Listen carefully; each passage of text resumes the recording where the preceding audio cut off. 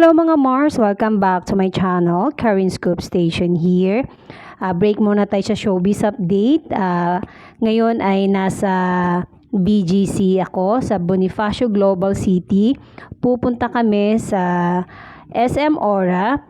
Kakain kami doon sa isang high-end restaurant o high-end buffet restaurant ng New by the Vikings, itong NYU. Yan po yung building na nakikita nyo, yan po yung SM Aura. Diyan po tayo pupunta at ngayon, nandito na kami sa 6th floor ng SM Aura. Nandito po siya sa 6th floor ang NYU. Ayan po yung logo niya. Ang NYU ay Vikings Corporation po siya. Ang rate dito sa weekday lunch nila is 988 plus. Ayan po, binibigyan na po kami ng bracelet. At may reservation pala kami dito mga Mars. At mga Mars, pag merong mag-celebrate sa inyo na birthday, kahit hindi pa day ng birthday niya, basta month niya, pwedeng free ang birthday celebrant basta merong 4 na magbabayad na full payment. Tsaka pag birthday na niya mismo, kahit isa lang ang full payment, tapos kasama mismo yung mag-birthday on that day, free po siya. At eto po ang mga food nila mga Mars. Ayan, napakadami. Nag-umpisa tayo sa Western cuisine. Ayun po yung mga pizza kanina, and then pasta, and ito pa yung the next. Di ko alam kung anong section ito. Basta dito may nakita akong dinuguan. Alam mo, sa buffet restaurant, sobra daming variety na food. Hindi mo alam kung ano ang uunahin mo talagang kakainin. But bibigyan ko lang kayo ng tip mga Mars. Wait lang. Dito naman ay mga kung gusto mo ng roast beef or lechon. Ayan. Ang una kong ginagawa sa isang buffet restaurant ay ang kinakain ko muna ay vegetable salads. Yan yung una kong kinakain, and then soup, and then to follow na ang mga carbs or mga meat. But more on meat ako mga Mars pag nasa buffet restaurant. Kasi para balance yung kain mo, siyempre pinakahuli mo na ang pinaka inaantay ng lahat, ang pinakagusto ng lahat, ang dessert.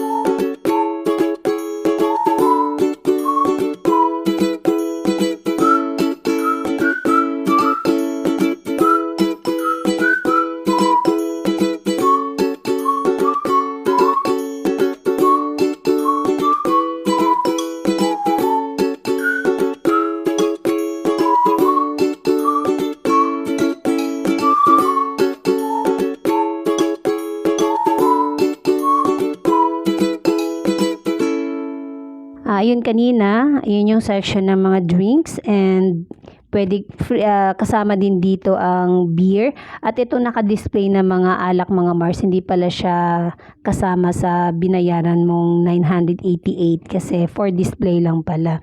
And ngayon, nasa section na tayo ng Japanese. Kung gusto mo ng Japanese, 'di ba? Pinakagusto din ng lahat, tempura, sushi and sashimi and karage. Tsaka yung kanina, yung soup nila na miso shiro. Ayan, ang tempura nila is may fish, may vegetable. Yan, ang gusto niyo. Siyempre, pinakagusto ng lahat yung ebi or shrimp tempura. Yan po yung pinaglutuan nila. Nakuhanan ko po ng video. Yan po yung ng oil. Hindi po siya masyado maitim kaya okay lang. Safe pa naman. Dito na yung sashimi bar. Kung gusto mo ng salmon and tuna, request ka lang dyan. Mag-i-slice sila. At ito naman yung sushi or mga maki roll nila. Ang dami pagpipilian. Ikaw na lang talaga ang malilito kung ano talaga ang kakainin mo dito mga Mars.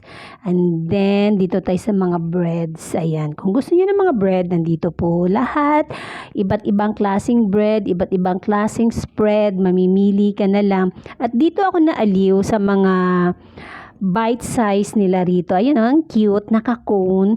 Pero hindi ko yan natikman. Sana kumuha ko ng isa para alam ko yung lasa. Kaso lang, limited lang ang kinakain ko sa buffet restaurant. Hindi porket naka-buffet ka, ay buffet na rin talaga ang kakain mo. Siyempre yung mamimili ka rin kung anong gusto mo. Kung cheese lover ka, yan, mamili ka lang kung anong gusto mong cheese. Name it. Tsaka dito, mga ayun, naaliw ako sa mga ganyang bite size nila dyan mga Mars. Na ang cute-cute. Tulad na lang dito yung caviar pasta daw. Pero hindi pa rin ako kumuha dyan. Ito yung sweet potato chips. And then may cheese. Ang cute, diba? Kaya pala high-end buffet restaurant ang tawag dito sa by the Vikings. Kasi sa ibang buffet restaurant, hindi naman ganito. Merong parehas, merong wala. And then, ito ang cute yung croissant, baby croissant or mini croissant. Ito yung mga spread, kung anong gusto mong spread sa iyong bread. Mga matatamis, kung gusto mo ng matamis na spread. Siyempre may butter din yan sila dyan. At iba pang mga bread. Dito ako naaliw din. Akala ko pwedeng kumuha ng macarons or French macarons. Hindi pala. Just for display lang mga Mars. And dito na tayo sa inaantay ng lahat ang dessert. Ito ang pinakagusto ko dahil flourless siya mga Mars. At hindi siya matamis. Napakasarap nung cake na yon. Kaya kumuha talaga ako nun. Tsaka yun nga, wala siyang harina, kaya safe siya kainin kung nagda-diet ka. Pwede. At ito pa yung ibang mga variety ng dessert nila. Kung mamimili ka lang, merong naka-shot glass na mga desserts. Ayan, tsaka ano pa. And then may nakalagay dyan food allergy. Kung may allergy ka, mag-iingat ka. And allergy ako sa seafoods. Buti na lang. Wala ang seafood lang nila is yung shrimp. Ayan, ito pa yung mga dessert. Ang sarap-sarap. Ay, sarap. No, sarap. Pero alam mo, ang sarap ng dessert nila dito. Meron pa akong isang nagustuhan na dessert dito, yung blueberry cheesecake, mga Mars. Ang sarap-sarap. Talagang, ayan kumuha talaga ako niya ilang piraso. Tapos, kung gusto mo ng salad, ay eto na tayo banda sa may salad. Basta yun ang tip ko sa inyo mga Mars. Pag nasa isang buffet restaurant kayo, vegetable salad muna para hindi kayo mabusog agad. Huwag muna carbs. Ayan po yung nila. And then ito yung fruits. 4 na klase. Orange, pineapple, watermelon, and papaya. At next is malapit na tayo. Pinakabago sa mata ko ay meron silang gelato dito mga Mars. Yes, nag-enjoy ako sa gelato. Mostly kasi sa mga buffet restaurant, ice cream. Although meron din silang ice cream, but gelato is the best mga Mars. Kaya ang kinuha ko talaga itong gelato mga Mars ay yung favorite kong flavor. Wait lang. Ito, may kakanin din sila. May puto bongbong inibibingka. Ito na yung gelato, mga Mars. Ang kinuha ko yung salted caramel and then the pistachio. Yes, I love it, mga Mars. At mga Mars, sana nag-enjoy kayo sa vlog ko today. Thank you for watching. Bye!